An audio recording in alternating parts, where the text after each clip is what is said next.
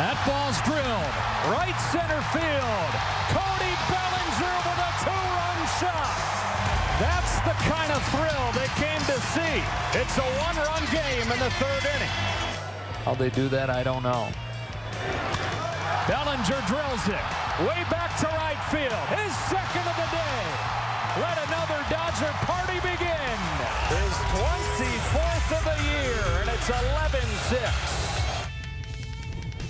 We begin the whip around in the majors where the Dodgers rookie Cody Bellinger continues to rake. He hit not one but two jacks today. He has 24 homers on the season as the Dodgers doubled up the Rockies 12-6. LA has now won 10 straight games. They look like the class of the National League. So, Dylan, should the Dodgers be considered the favorites for the pennant at this point? I don't think so. To me, I still like the Nationals. I still like that. I think they're a more complete team. I know they have bullpen issues, but for me, that's the easiest part to fix of a team.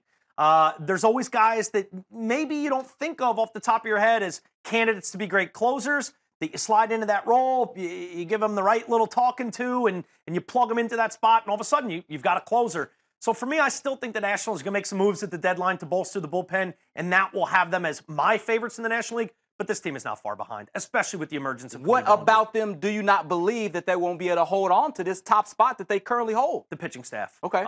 Kershaw, who's the best pitcher on planet Earth, is not the best pitcher on planet Earth when we turn it over to October. I know he's far greater than he was a couple years ago, and certainly he kind of dispelled that rumor that he chokes in the postseason a la David Price last year. He had a pretty good run in the postseason, but he wasn't the same dominant Kershaw we've come to know. The Cubs still got to him in the end of that NLCS.